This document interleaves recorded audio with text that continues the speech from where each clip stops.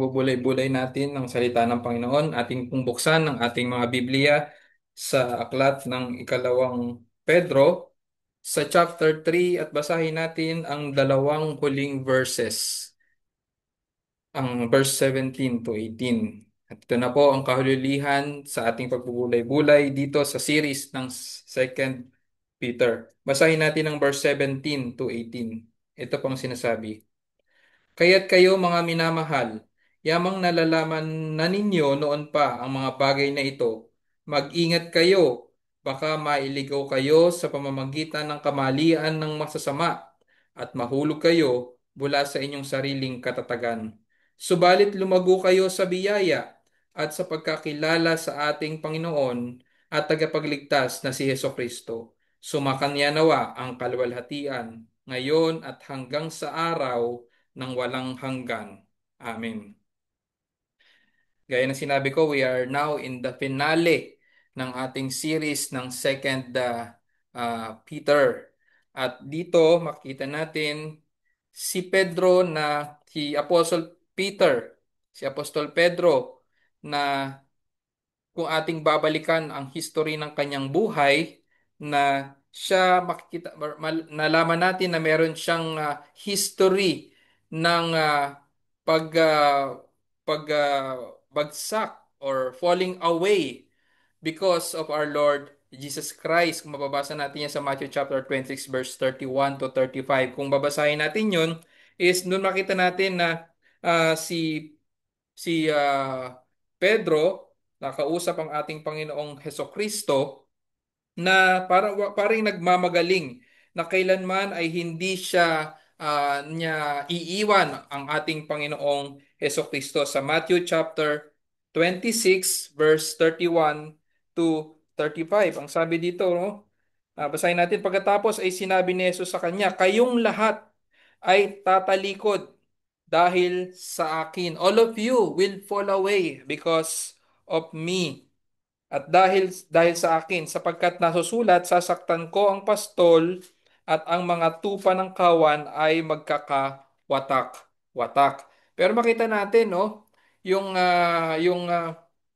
sinabi rin dito at that same night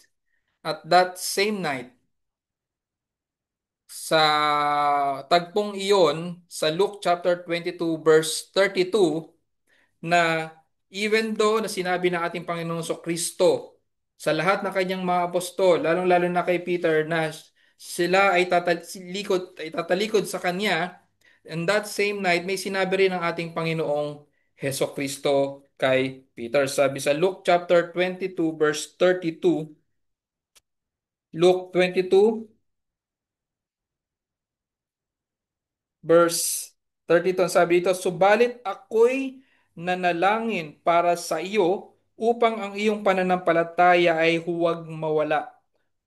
Kung mabalik ka ng muli, kung makabalik ka ng muli, ay palakasin mo ang iyong mga kapatid. So sabi ko nga, ito may history si Peter ng falling away and siya yung writer din ng epistle na ito na makikita natin na somehow sa bandang huli ng ating binasa ngayon para sa ating pagtatalakay ay somehow siya yung nagpapalakas ng loob or parang nag-encourage or nagpapalakas sa kanyang mga kapatid. Sapagkat ipinanalangin siya ng ating Panginoong Kristo and after that na sinabi ng ating Panginoong Kristo na pinanalangin niya si Pedro that his faith may not fail. At the same time, sinabi rin ng ating Panginoong Kristo kay Peter na strengthen his brother. Palakasin niya ang kanyang mga kapatid. At kung mapapansin nga natin dito sa epistle na ito sa kahuli-hulihan, no? Ang epistle na ito is yung fulfillment ng command ng ating Panginoong Kristo kay Peter to strengthen his brother. At wala nang iba kung sino ba ang brother niyang tinutukoy dito, walang iba kundi ang iglesia to strengthen his brother. Because the church is under attack by the false teachers from within. Nung ating pinag-aralan last time, no? Yung mga false teacher nandun na sa loob ng iglesia. And he urged them To stay on guard. To stay on guard. Sabi niya, no? You therefore, beloved, knowing this beforehand, take care that you are not carried away with the errors of the lawless people. Nung sinabi niyang take care that you are not carried away, ibig sabihin, sinabi niya, be on guard. No? Stay on guard. He urged them to stay on guard. Kaya sa gabing ito, ay sa hapong ito, pag-aaralan natin, bakit kailangan or kinakailangan yung sinabi ni Peter sa kanila, sa kahululihan ng kanyang sulat, to take care or stay on guard. Take care that you are not carried away. Stay on guard. Bakit kailangan? Why to stay on guard? At pangalawa, sa pangalawang punto, how to stay on guard in order that we will be strengthened. Remember, his purpose dito is to strengthen. Stay rizo. Stay rizo, no? To strengthen, no? To maintain stability, no? Kaya ang kanyang sinabi is to stay on guard. Ngayon, pag-aaralan natin why. Why to stay on guard? Bakit kailangang sabihin niya to stay on guard at paano para sa ating pangalawang punto. Bago tayo magpatuloy, tayo muna yung manalangin at hilingin natin ang tulong ng ating Panginoon sa ating pag-aaral. Aming Panginoon, muli kami nagpapasalamat sa pagkakataon upang kami ay makapagbulay-bulay ng iyong salita para sa kahuli-hulihang bahagi ng aming pag-aaral sa Second Peter. Nawa aming Panginoon, pagpalain niyo pa rin kami. Patuloy niyo kaming pagpalain maging sa kahuliyang bahagi na ito ng aming pagbubulay-bulay at ma-unlock namin, Panginoon, ang bagay na nais mong ipakita or sabihin or padala sa amin sa dalawang bersikulo na ito sa pag-aaral namin sa huli ng Second Peter. Nawa aming Panginoon ay patuloy kayo na kumilos sa bawat isa sa amin as we study this part, O God. Salamat po, O Diyos. In Jesus' name we pray. Amen. Why to stay on guard? Bakit sinabi ni Peter na take care, mag-ingat kayo, no? Mag-ingat kayo, sabi sa ating teksto, no? Mag-ingat kayo, mga minamahal, baka maligaw kayo sa pamamagitan ng kamalian ng mga masasama. Sa dalawa lamang ang makikita natin sa verse 17. Kung babasahin kasi natin yung verse 17, dalawang dahilan, no, to answer the question why, bakit sinabi ni Apostle Peter kung bakit niya sinabi na mag-ingat kayo. Una is yung sinasabi niya dito, kaya't kayo mga minamahal, yamang nalalaman ninyo na noon pa ang mga bagay na ito, mag-ingat kayo, baka mailigaw kayo sa pamamagitan ng kamalian ng masasama at mahulog kayo mula sa inyong sariling katatagan. Una, yung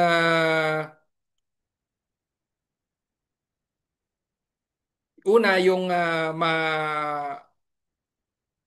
yung hindi ka ma carried away. One reason is not to be carried away with the error of lawless people. Now, several times in the epistle, na-mention yung mga tao na parang natatangay or being carried away. Several times. Kung babasahin natin sa chapter 2, verse 2, sa chapter 2 verse 2 may sinabi dito na mga tao na natangay or na carried away ng mga gawin ng mga masasamang tao. Ang sabi dito, chapter 2 verse 2, and many will follow their sensuality. Their sensuality, and because of them the way of truth will be blasphemed. No? Isa pang example sa verse 15, chapter 2 verse 15. Ito ang sabi, forsaking the right way, they have gone astray. They have followed the way of Balaam, the son of Beor, who loved gain from wrongdoing. So makita din natin dito na merong nahikayat na mga tao, no, to forsake the right way. They have gone astray. At sa verse 21 din, makita natin yung verse 21 sa chapter 2 pa rin. For it would have been better for them never to have known the way of righteousness than after knowing it to turn back from the holy commandments delivered to them. So basically, yung turning back is yung pag-alis din or pagtalikod doon sa tamang daan. Sila ay na-carried away. They were led astray. So Peter is well aware that tayo ay nasa danger ng ganitong danger na we are in danger of being carried away. Then we are in the journey, we are in the dangerous journey of being carried away. Kaya he wants us to see yung mga sign along the road na sinasabi na take care. No? Kaya importante yung sinabi niya dito na take care. He wants us to see that word. No? He wants us to know that word na sinasabi niya mag-ingat. Di ba pagka sinasabing beware, parang pang ibig sabihin nun mag-ingat. Pag nakita natin yung sign na yon, He wants us to see that sign along our journey dito sa dangerous journey natin na to habang tayo ay nabubuhay. We need to take care or stay on guard sapagkat meron tayong tendency that we will be carried away. May nakita akong isang vlogger. Sabi niya dun na pinakita niya dun sa post niya, talagang nag-abala siya na maglagay ng mga road signs. Pilipino to eh. Nakalimutan ko lang yung pangalan niya. Pilipino to na nag-abala siya na maglagay ng road sign na U-turn slot. Kasi pag hindi niya nilagay yon at yung mga nagda-drive, pag hindi niya na talaga nakita yung U-turn slot, mahaba pa yung tatakbuhin nila bago pa yung susunod na U-turn slot. So talagang inano niya, gumawa siya ng sariling paraan para maglagay ng U-turn sign doon. Voluntary yung ginawa niya. Otherwise nga, yun, mas mahaba yung tatakbuhin. So nakita natin dito yung intentionality ni Peter in giving a sign or giving warning. Take care that you are not carried away with the error of lawless people. Now, who are these lawless people? Yung sinabi dito. Basically, ito yung mga false teachers. These are the false teachers na maaari tayong ma-carried away sa kanilang mga error, no? Sa kanilang error. They are claiming, ang tanong natin dito, anong error? No? Pinag-aralan natin last time. Because they are claiming that there is no final accounting, no? For the way we live, for the way we live our lives. Dahil si Jesus Christ daw, para sa kanila, ay hindi na babalik. Wala nang second coming, no? Hindi na babalik ang ating Panginoong Kristo. But remember, these men have already crept in unnoticed inside the church. Yung sinabi sa Jude 4. No? Inside, nasa loob na to ng iglesia. Yung mga tao nang sinasabi dito, yung mga lawless, the error of these lawless people. Now, if the warning is to beware, or mag-ingat sa mga tao na nasa loob na ng iglesia, how much more na dapat tayong mag-iingat or lalong mag-ingat sa mga tao outside the church. Sana nakikita natin din yung point na yon. And let us be mindful of the people you are hanging around. No? Kasi kung mas madalas kung pinag-iingat na nga tayo sa mga tao inside the church at mas lalo pa tayong kumbaga lalo pa tayong yung most of our time ay kasama natin yung mga tao outside the church. So, lalong mas importante sa atin ang warning na ito to be more careful, to take care, to be stay on guard, no? Saan pa ba natin makikita ang mga errors of flawless people? Mas malawak ang nating makikita ang error of flawless people. Is it inside the church or outside the church? So makita sana natin yon yung point, yung pinupunto dito ni Peter. Dito natutunan din natin that there is a close relationship exists between what we believe, yung what we believe about the return of Christ and the kind of people we run with through life, no? Kung ang ating kung mahalaga para sa atin yung paniniwala natin patungkol sa muling pagbabalik ng ating Panginoong Hesukristo, naiimpluwensyahan din ito yung circle of people around us.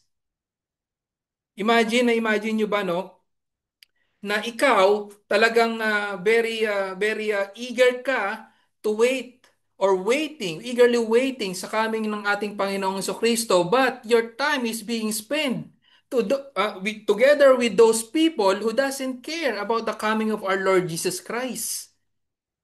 Di ba? Nakuha ba natin yung ganon? Na parang, kaya nga dito, kaya yung sinasabi natin dito na malaking impluensya talaga or malaking bagay yung pagkakaalam natin or grasp natin sa knowledge about sa second coming of our Lord Jesus Christ sa epekto ng mga tao na gusto nating maging kasama natin sa araw-araw. And these people, kung pipiliin natin na makasama yung mga tao na wala man lang pakialam sa muling pagbabalik ng ating Panginoong Kristo, what do you think would happen to us? No? Sa tingin ba natin lalong mag-aalab yung passion natin sa muling pagbabalik ng ating Panginoong Kristo? Kaya ang warning sa atin, take care, stay on guard. Maaring tayo maapektuhan ng mga errors of the lawless people around us. Kaya pag-ingatan natin yung mga bagay na yun. Take care that you won't be like them na wala ring pakialam sa muling pagbabalik ng ating Panginoong Heso Kristo. Or more than that, walang pakialam sa kaligtasan na tanging ang Panginoong Heso Kristo lamang ang makapagbibigay. Remember, yung apostasy is always a real danger. No? Sapagkat doon maaring maganap or maaring talagang mangyari sa atin yung kinatatakutan nating apostasy. No? Take care that you won't be like those people around us na nagsisircle sa atin. Baka maging katulad nila tayo. Pangalawang dahilan kung bakit wise to stay on guard is to not to lose our stability. Basahin natin muli ang verse 17. Kaya't kayo mga minamahal, yamang nalalaman na ninyo noon pa ang mga bagay na ito, mag-ingat kayo baka mailigaw kayo sa pamamagitan ng kamalian ng masasama at mahulog kayo mula sa inyong sariling katatagan. One of the reason is we might lose our stability. No? Our stability o yung sterigmos. No? Alam mo yung root word nito is yung sterizo, yung sinabi natin kanina, no? Yung sterigmos kasi yung stability is yung noun kasi to. Pero pag naging action word or verb is yung to establish. No? To establish. Ang root word dito ay sterizo, yung sinabi natin kanina, yung aim ni Peter is strengthen or to establish his brothers. So, kaya dapat tayong mag-ingat is for us not to lose our stability.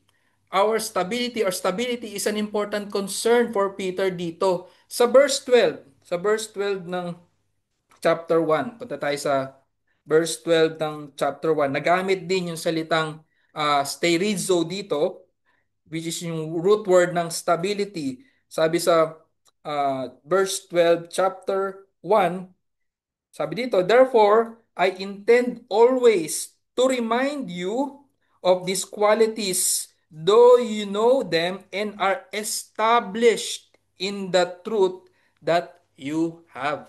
No? Strengthened or established, stable in the truth that you have. So, big deal. Big deal kay Peter dito yung stability. And Peter wanted us to be stable, steadfast. Ito yung mga terms niya, no? Stable, steadfast, or firm, no? Stability is illumined in his letter sa verse 1. verse 1, chapter 1, no? Verse 1, chapter 1, sabi dito, in verse 1, chapter 1, we saw Peter writes to those who have obtained a faith of equal standing in ours. Sabi dito sa verse 1, chapter 1. Simon Peter, a servant and apostle of Jesus Christ, to those who have obtained a faith of equal standing with ours. Pag sinabing equal standing, it is more of uh, equal footing. Hindi yung equal standing yung as to strength, yung equal grounding, no? Yung parang pareho lang kayo ng kinatatayuan. Pareho lang kayo ng kinatitindigan. So, Peter writes to those who have obtained a faith of equal standing. Di ba pag ikaw nakatungtong ka sa isang flat at matibay na tungtungan, so mas stable ka doon. Mas stable, no? In verse 10, same chapter, verse 10, sinabi rin ni Peter dito, therefore brothers, be all the more diligent to confirm your calling and election, for if you practice these qualities, you will never fail. You will never fall. So makita natin though, we learn that if you practice these qualities, you will never fall. Or not failing or falling is a sure sign of stability. No? Pagka hindi ka nagfe-fail, ibig sabihin stable ka. Or pag hindi ka bumabagsak, it's a sign of being stable. Being in equal footing with faith of the apostles is a sign of stability din. Iisa lang yung ground na ating kinatitindigan. Yung meaning ng stability niya, more of same grounding than same strength. Tayong lahat are in equal footing. We stand on the same ground, grounded in Christ and in His words. Sa chapter 1 verse 19 din, na sinasabi yung God's words or words of Jesus Christ or God's words is described as more sure and a shining lamp in a dark place, na nae-echo yung Psalms 119 verse 105, no? Yung Psalms 119, thy word is a lamp to my feet and a light to my path. Sabi sa verse 19, chapter 1, sa First Peter pa rin, 2 Peter pa rin. Sabi dito, and we have the prophetic word more fully confirmed, to which you will do well to pay attention as to a lamp shining in a dark place until the day dawns and the morning star rises in your heart. Now, once we lower, no? Sabi nga nito, a lamp and light in our path which helps us to stay the course and not to lose stability. 'Di ba? Pag walang ilaw, madilim, and meron tayong tendency na tayo ay madadapa, tayo ay babagsak.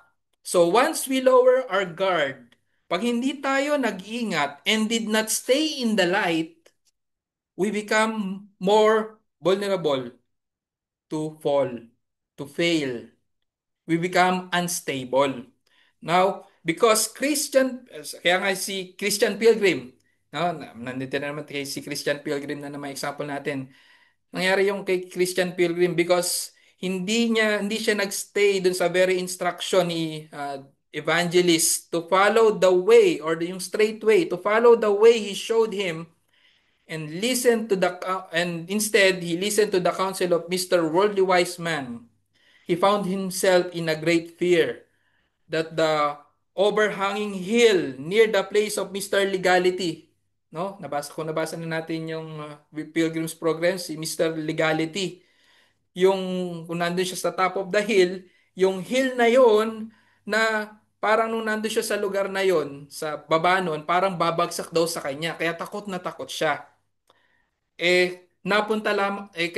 Kaya nga siya napunta doon dahil hindi niya sinunod yung turo sa kanya ni Evangelist. Instead, sinunod niya si Mr. Worldly Wise Man. And there he met again Evangelist sa lugar na yun. Warning, and he gave warn again to Christian. Sinabi niya not to turn aside again. Focus on the straight path, lest you perish in the way For his wrath pertaining to God is quickly kindled.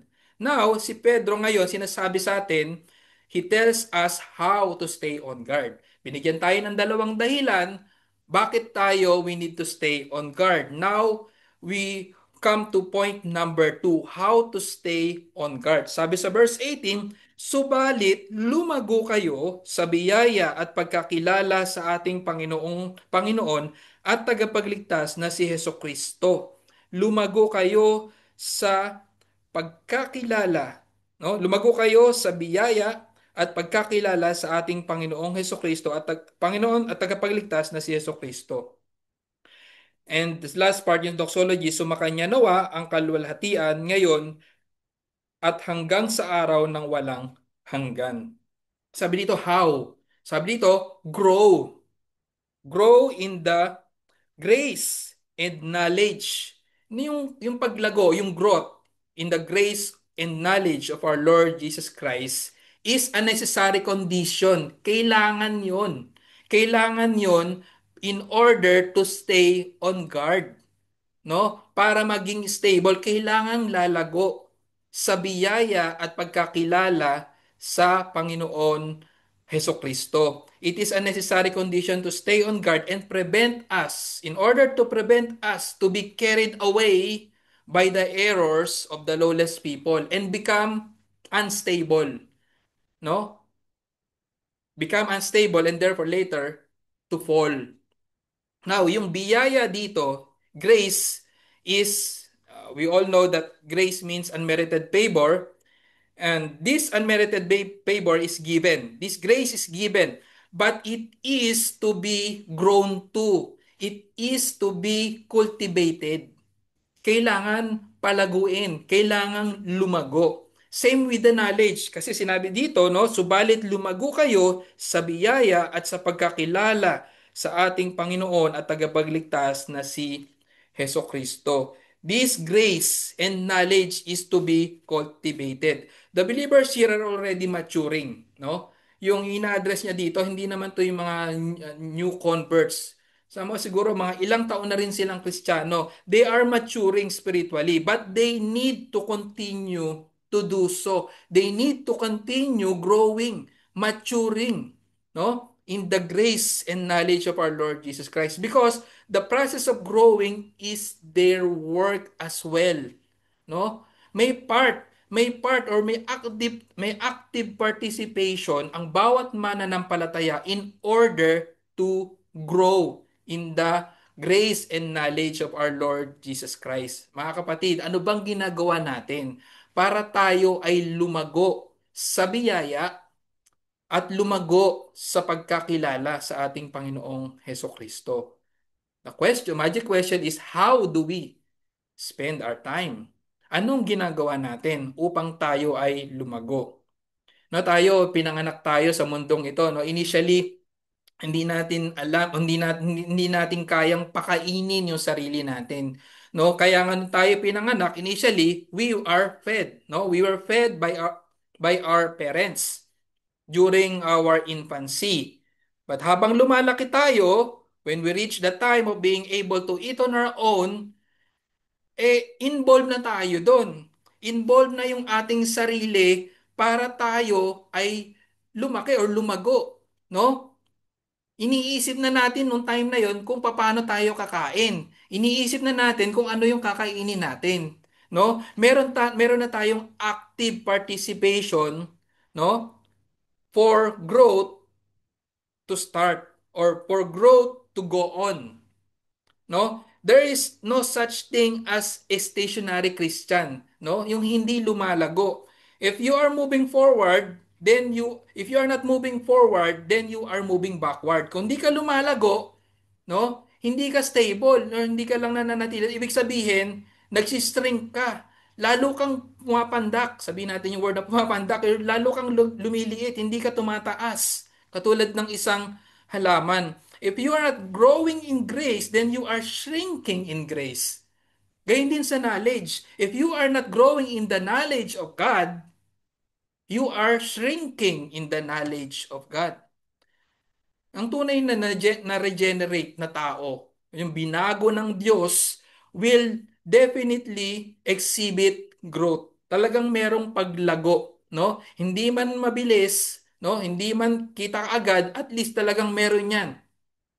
Meron niyang masasabi natin na parang yung tuloy-tuloy yung paglago. If there is, sapagat kung walang evidence ng paglago over the time, questionable ngayon yung kanyang yung genuineness ng kanyang conversion. No, maka-question ngayon ng kanyang conversion. Mga kapatid, we will either grow in godliness, which is yung talagang yung isa sa mga purpose dito, tayo'y lumago sa biyaya ng sa pagiging makadiyos. We will either grow in godliness by grace, or we will grow in worldliness. Ganyan lang mangyayari sa atin. Dalawang bagay lang. And it cannot be both. Hindi pwedeng dalawa, no? Kung ikaw ay lalago sa worldliness, no? Yung paglago mo sa godliness, maaampat 'yon, lalong liliit 'yon, or talagang hindi 'yun makikita sa ating buhay. It cannot be both sapagkat yung godliness and worldliness antithesis 'yan. Antithesis, talagang magkasalungat yan. It's either we will grow in godliness, or we will grow in worldliness. Now, Peter urges that the believers to continue cultivating that growth, that spiritual qualities of grace. Ano ba yung mga ano ba yung mga qualities ng paglago sa biyaya? Basahin muli natin. Sapagat ano na lang tayo kumbaga binabalikan na lang natin yung mga napag-aralan na natin last time. Ano-ano ba yung mga indications na tayo ay lumalago sa biyaya? Anong mga qualities ang dapat makita?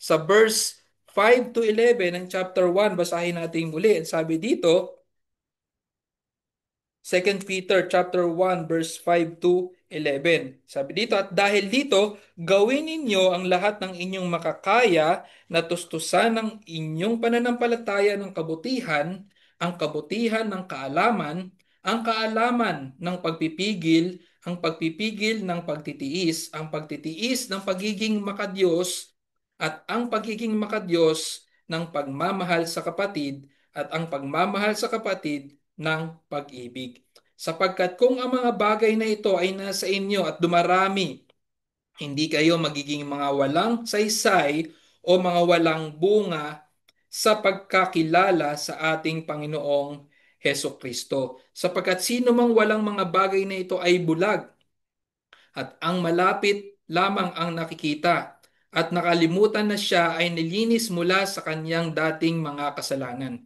Kaya mga kapatid, lalong pagsikapan ninyo na patatagin ang pagkatawag at pagkapili sa inyo, sapagkat kung gawin ninyo ang mga bagay na ito, hindi kayo matitisod kailanman.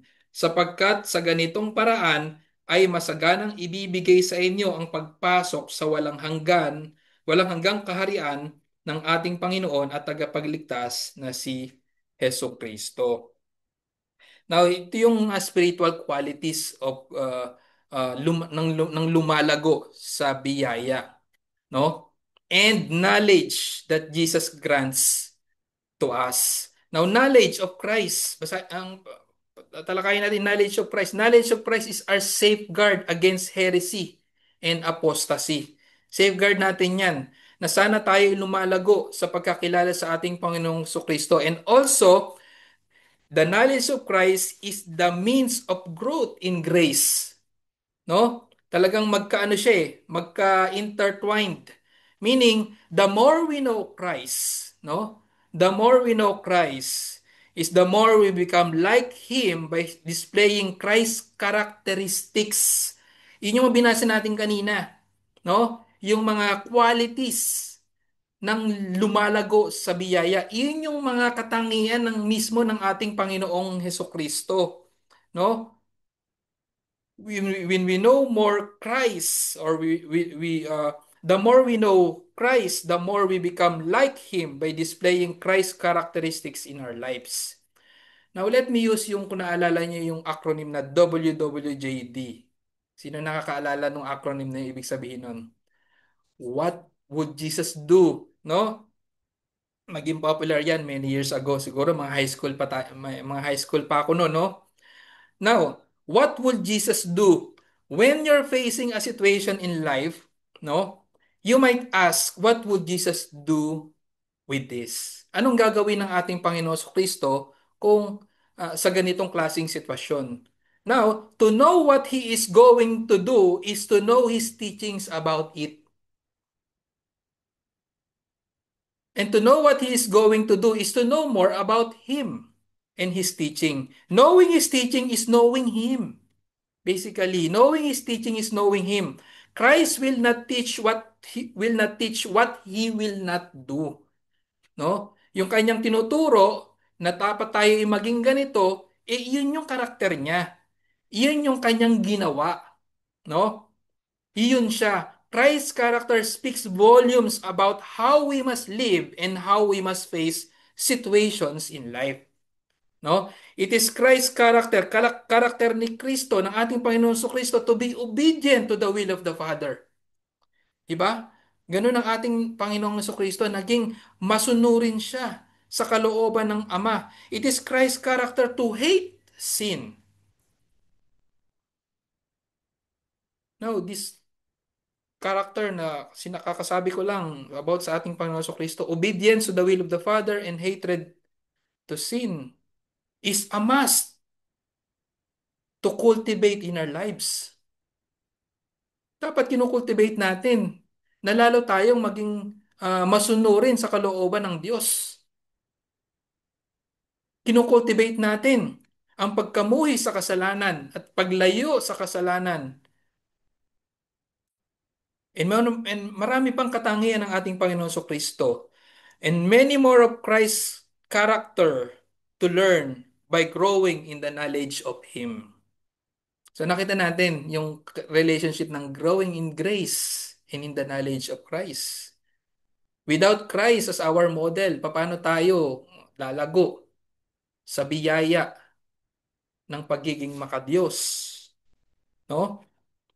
Knowing less of Christ is knowing less how to stand firm in the midst of this dark world, full of heresies and which endangers yung mga taong negligent or mga negligent believers. Negligent kasi kasi pinababayaan yung paglago sa biyaya, no? Hindi kinocultivate ang paglago sa pagkakilala sa Panginoong Kristo. Kaya tuloy, they know less of how to stand firm in the midst of this crooked world. Remember mga kapatid, we need to take part. Meron tayong active participation sa ating spiritual growth in grace and in the knowledge of Christ. Para tayo ay mapanatili ang ating stability. We need to take care, mga kapatid. We need to take care. We have to keep growing. We have to keep growing. We have to keep growing and we have to keep knowing. Grow in the knowledge of Christ. Grow in the knowledge and we have to keep knowing. We have to remain connected to the grace that comes from our Lord Jesus Christ. So nakuha natin, saan nakuha natin yung pagkakatagni-tagni ng mga bagay na yon? Kung walang growth, kung walang knowing, walang growth, and ganyan din yung yung pagiging connected sa ating Panginoong Kristo is yung ganun din ah, yung paglago sa biyaya, no? Kaya nga yung stationary Christian, hindi po pwedeng talagang wala talagang stationary Christian yung hindi lalago. No, contradiction talaga 'yon. And if a person claims to be Christian but shows no evidence of growth, like what I've said before, no increasing desire for God's word, no greater love for others, and no deepening no deepening hatred for sin, magiging maka-question talaga yung authenticity ng ating pananampalataya, no? Hindi siya yung parang taong nakatayo lang. Talagang ang movement niya paatras talaga 'yon, no? Or you either grow or shrink, no? Walang stable standing still lang. And kung mananatili tayo sa bagay na 'yon o sa estado na 'yon, no? This can lead to hardening of heart, and daling the conscience, and ultimately yung maka-question talaga yung ating profession of faith. No, para sa atin bilang mga mananampalataya, totoo, it is true that what God has started for us, He will finish. He is able to finish. Sa Philippians 1:6, di ba? But we have the responsibility. We have the responsibility to finish well. Mag-ingat tayo. Mag-ingat tayo sapagkat meron talaga tayong tendency to fall away, no? To fall away. Yung stability natin is at stake. Mag-ingat tayo. We need to finish well. Kaya kinakailangan na tayo ay lumago sa biyaya at pagkakilala sa ating Panginoong Heso Kristo. Yung kaaway, no? Ang kaaway si Satanas through the false teachers, no? Through the false teachers as his instrument will not stop to destabilize the church. Yan talaga ang kanyang gustong-gustong mangyayari. He wants to destroy the church. At ginagamit niya nga yung mga false teachers. Mga alagad niya yun. No? But para sa atin, ang sinasabi sa kahululihan na tayo ay nahaharap, no? Sa panahon na maraming magtuturo ng mga maling katuruan, nagsasabi na dapat tayo ay chill lang, mamuhay tayo as we like, no? Sapagkat mabiyaya naman ng Diyos, eh mukhang maliligaw tayo sa ganyang mga turo. Kaya we have to stay on guard. Mag-ingat tayo. No, we are an easy prey before we know it.